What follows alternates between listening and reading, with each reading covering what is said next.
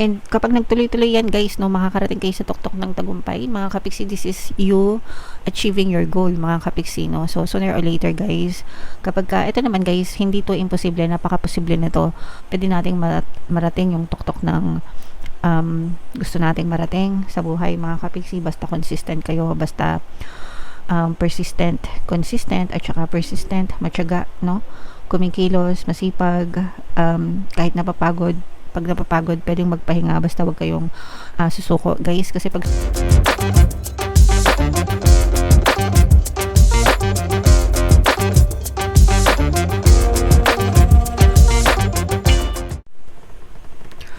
hello guys, hello Cancer, welcome back to Pinay Pixie Tarot. Ang pamagat ng episode natin for tonight is OOTM, Oracle of the Month, para ngayong March guys, para sa Cancer, Sun, Moon, Rising Sign, and Venus. Meron tayong tatlong set ng decks dito guys. Ito yung para sa spiritual message nyo, ito yung sa life messages, and ito naman yung sa love life, mga kapiksi. So kung ano na lang yung makaresonate guys, take that message, kasi iba-iba kayo ng mensahe guys. Unahin natin yung spiritual message para sa inyo, Cancer. So, meron tayong Priestess energy guys. How are you being called to step up and lead? So, for some of you guys, meron talagang mga natural born leaders na tinatawag, no? They have the capability to lead other people. Mamuno, manguna, mga kapiksi. And if you feel like you are one of them, gamitin nyo siya guys sa mabuting paraan, no? Simulan nyo sa tahanan nyo, sa community nyo, sa mga kapitbahay nyo, no? Mamuno ng maayos, ika nga, huwag nyong gaylahin yung mga trapo natin dito sa Pilipinas na inuuna yung pansarili nilang ambisyon, pansariling kapakanan, 'di ba? So pwede nyo magamit yan guys para ilagay sa ayos, 'di ba? Yung mga bagay-bagay sa buhay nyo, sa paligid nyo, sa community nyo, makakatulong kayo sa ibang tao, mga kapiksi. You are being an inspiration, nagiging inspirasyon din kayo sa ibang tao. Parang ano yan guys, give and take, no? So nagiging inspirasyon kayo sa ibang tao, nag-share kayo ng services nyo, and kayo naman nag-gain din kayo, no, ng experience dun sa mga tao na pinamumunuan nyo. So in a way, hindi lang ikaw yung nagbibigay, nakakatanggap ka rin, no? Nakakatanggap ka rin kasi natututo ka rin dun sa mga pinamumunuan mo, kumbaga. And sapat na yun sa'yo, sapat na yun para matuto ka magamit mo sa mga susunod na chapter ng buhay mo. So again guys, this will not resonate with all, pero kung meron kayong kakayahang manguna, no, sa ibang tao, gamitin nyo guys sa mabuting paraan, mga kapiksi. Alright? So comment down below guys if feeling nyo naka-resonate kayo dyan. Shuffle natin to guys. Habang shuffle natin to, panoorin nyo muna yung video natin regarding sa ating paano mag-manifest ng abundance video course. Kapiksi, sawa ka na ba sa mga struggles at hirap sa buhay mo? Masipag ka ba at masikap sa buhay ngunit hindi ka pa rin umaasenso? Ilang beses ka na bang nag-attempt magnegosyo at mag-invest pero palagi ka pa rin nalulugi? Sa pagkakataon na ito ay maaaring may subconscious beliefs ka na nagiging balakid sa iyong pag-unlad at pagyaman. Introducing, paano mag-manifest ng abundance video course. Dito ay matututunan mong ma-overcome ang mga balakid mo para tuluyan ka ng umunlad, umasenso, sumagana, maging matagumpay, successful at maswerte sa iyong kabuhayan, pera, trabaho, negosyo sa lapi at kaperahan ng bonggang-bongga. Dali, mag-send na ng email sa pinoypixitaro@gmail.com at simulan na ang iyong pagyaman ngayon. Alright, so sa lahat ng gusto mag-avail ng course guys, mayroon tayong paano mag-manifest ng abundance video course, paano mawala ang third party, at magkaroon ng harmonious na relationship, paano pabalikin si ex or vice breakup. Sa mga interesado guys, mag-send lang kayo ng email sa pinoypixitaro@gmail.com. So eto guys, napakaganda ng mga life messages para sa inyo. This is both positive and negative. Unahin natin yung negative. Eto guys, ibig sabihin nito medyo magulo yung plano nyo, distorted yung thoughts nyo, disorganized, ganyan. Ibig sabihin kalat-kalat, sabog-sabog. So you just go back to reorganizing things, no? Mas maganda kung sinusulat nyo, pinaplano nyo mabuti.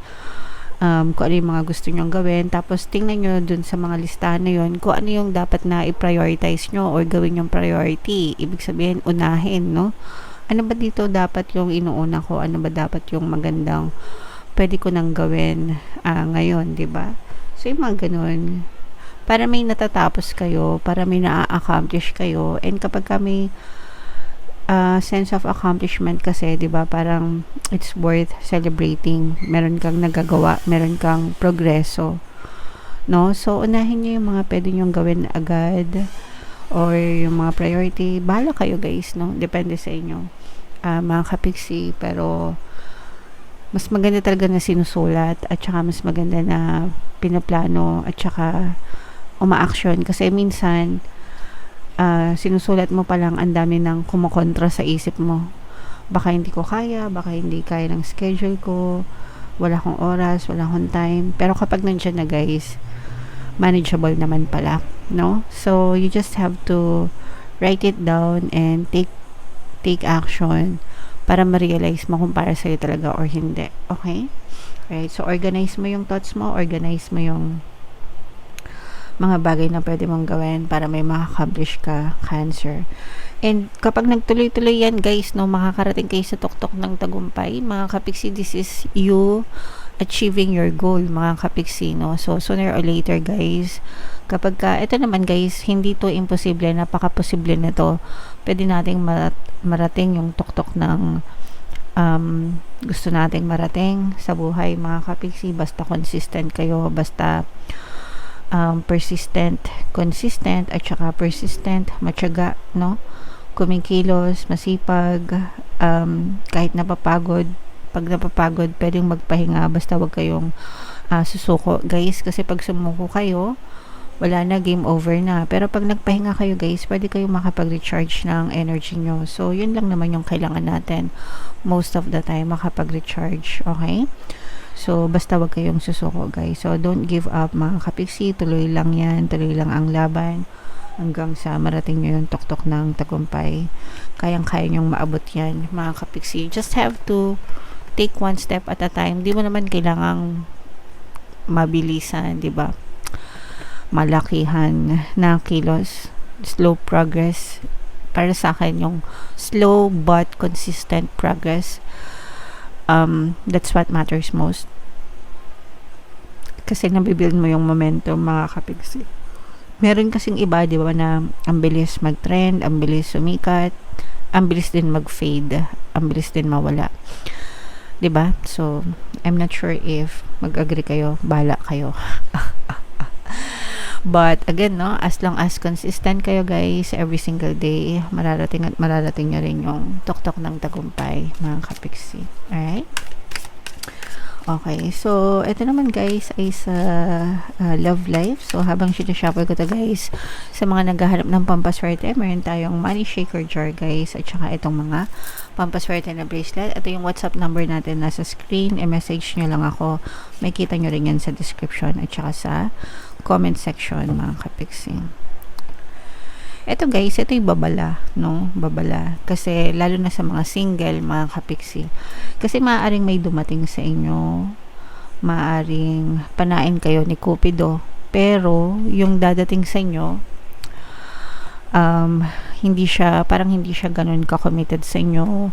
Baka magkaiba kayo ng perspective. Kumbaga, ikaw kilig-kilig na, ikaw all in na dun sa person, pero siya, hindi siya committed sa'yo.